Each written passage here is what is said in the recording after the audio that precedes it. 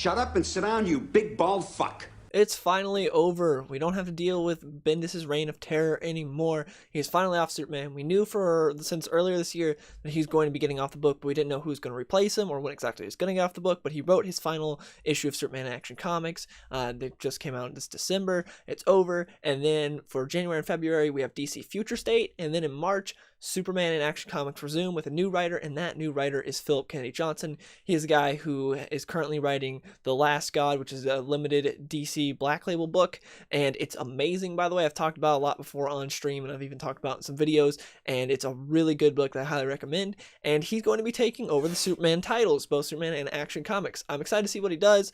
He's fantastic on The Last God. Doesn't necessarily mean that he'll be good on Superman, because writing a fantasy book is completely different than writing Superman. But that being said, he's at least a competent writer. He has a great job with Last God, so I'm excited to see his take on Superman. I think it's cool that they got someone new, because the rumors were that DC was going to get Mark Waid. Mark Waid's written some good stuff in the past, but I think his best days are behind him, and I don't think he has anything really new or good to offer Superman anymore, so I'm glad they didn't get him. And then there were some other classic writers they could have got, but instead, they got someone completely new. So today I'm going to be talking about some things that he said about his run, because Phillip Kennedy Johnson has done some interviews. He did an interview with Hollywood Reporter, and he also did a long, about hour-and-a-half interview with Graphic Policy, and I'll have that interview linked in the description, by the way. Definitely go check it out. It's really cool. He talks about a bunch of different books, so Graphic Policy did a great job with the interview, and it's cool hearing Phillip Kennedy Johnson actually talk about the character instead of just like reading an interview. So I'm going to be talking about some of the stuff that he said, mainly in that interview, and a little bit about what he said in the Hollywood Reporter interview. So without further ado, let's get into it. So when asked about what he's going to do with his run in regards to Bendis, because Bendis is what came before him, and Bendis has been on the character a long time and has done a lot of big things, he mentioned how Bendis has done a lot of big changes, and the two big ones being de-aging John and revealing Superman's secret identity. He said that he has no plans to give Superman's secret identity back. Essentially, I am paraphrasing here again, but he said that he likes that Superman's secret identity is out. He thinks that a character that's about truth, justice, and the American way is it's a good thing for him to have his secret identity out. I don't necessarily agree with him there, but that being said, it seems like he has no plans to give Superman his secret identity back. So that was kind of a bummer. But then as far as de-aging John, when talking about that, he has no plans to de-age John. But from the way it sounds like he did prefer John as an 11-year-old. He was being really nice when talking about Bendis. Of course, he's taking over for Bendis, and this is the biggest opportunity that he's ever gotten in comics. And Bendis is still technically his co-worker, because he's going on to write Justice League. So of course, he's not going to come onto the book and then just trash Bendis and be like, I hated everything that guy did, and I'm going to do Scorched Earth and do my own thing. Of course, he's not going to say that. So it makes sense that he's being very respectful here. But it does sound like he did like John as the kid instead of the John that we have now. But that being said, it doesn't seem like he's going to de-age John, and I don't think John will ever get de-aged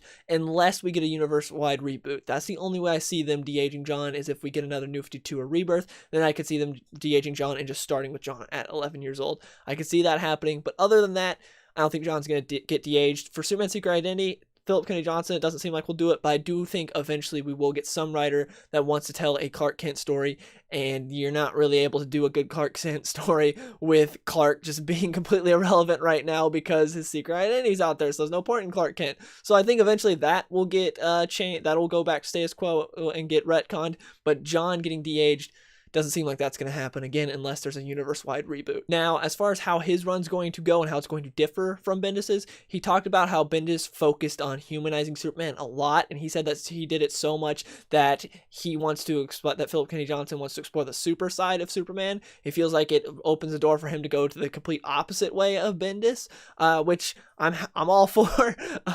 So I'm excited to see what he does there. He talks about how he really wants to explore the super side of Superman because Bendis did the humanizing element a lot, so he wants to go the other direction. So I'm excited to see what he does there. He mentions the word epic a lot when talking about his run on Superman. He talks about how when he first gets on Action Comics and Superman, he's going to be doing a bunch of short arcs that are going to build up to an epic event that he's going to be doing with Mikel Hanin, which I did not know that's how you pronounced it. I thought it was Michael Janin, but it's Mikel Hanin is how he pronounced it. So Good to know that's how you pronounce his name. But he's the artist that's going to be working on Superman Worlds of War, I believe that's what it's called, which is the Future State book. And he's also going to be doing the big event with him. And he's like, he can't say anything about the event, but he basically just keeps saying how epic it's going to be. It's the most epic thing we've seen with Superman since the death and return of Superman. So that's got me hyped. He seems really into it, really excited about it. So I'm really excited to see what he does there. And then one of the most interesting direct quotes that he says from his interview is he says, "I got hired for world building and that's what I'm doing." So that's an interesting quote there, because that shows that he really wants to add on to the world of Superman. He does want to do something big, and it's like throughout the entire interview you get this sense that he wants to bring a huge like scope to Superman. Like he wants to let you feel like how big his world is and wants to do something epic. So I'm excited about that, because what we've gotten lately with Superman has not been that. They've been trying to do some of that stuff like Legion of Superheroes and things, but a lot of that galactic stuff has not been very good. So what Phillip Kennedy Johnson is going to be doing sounds very interesting to me. And he also said that he's not going to be on both books forever. So he's going to be writing both Superman and Action Comics. Don't know how long, but it sounds like he's going to be giving one of those to a different writer, which I'm happy about, because even if he kills it, I think diversity is a great idea here when it comes to Superman and Action Comics. For instance, right now on Batman, we have Peter J. Tomasi on Detective Comics, and on the main Batman book, we have James Tynion. So if you don't like Peter Tomasi, you have James Tynion. If you don't like James Tynion, you have Peter Tomasi. You're not stuck with one or the other. Like right now with Bendis, it's like you're stuck with Bendis. You have nothing else. And then it's going to be like that first with Phillip Kennedy Johnson, but eventually he's going to hand the book over to someone else. And I think that's a good idea. So that way, if you don't like Phillip Kennedy Johnson's doing, you got someone else that you can read for Superman. You're not stuck. It's like, well, guess I can't read Superman right now because I don't like the one writer they have on both books. So I think that's good that eventually he's going to hand that off to someone else. Now, as far as how Future State is going to affect his run on Superman, because if you don't know what Future State is, it's the big event that's happening in DC Comics from January and February, and then March the books will resume, and it's in the future, and then in March we go back to the present. And Future State's basically a sort of possible future, what could happen, and what it seems like from the way Phillip Kennedy Johnson talks about Future State, it's things that they're sort of going to be throwing elements out there that they might borrow from in his run on Superman Action Comics. So there's certain elements there, like in Superman Worlds of War, Superman goes to space and he ends up going to War World and like fighting Mongol's son and being like a gladiator, stuff that we've seen before in Superman Exile. So it's not exactly something new, but it is something cool, and I really want to see Phillip Kennedy Johnson's take on it. And it sounds like the epic thing that he's building up to is going to be Superman going to space, because he also talked about how in the Hollywood Reporter interview that Superman's surrounding cast is going to change. He said there's going to be a lot of new characters, and that Lois, Jimmy, and a bunch of the others are going to have backup stories, and I believe it was Action Comics. So that is going to be different. Instead of just having the surrounding cast of the Daily Planet, the normal people, it sounds like he's going to have new characters, and I believe the reason for that is because he's going to send them to space, so there's going to be, aliens and different things, different people he's running into, and I think that's a good idea. I think taking him to space, assuming that's what's going to happen, and I believe it is going to happen since that's what he's doing in Future State, and I think he's going to sort of preview that in Future State and then actually do it in his run on Superman and Action Comics.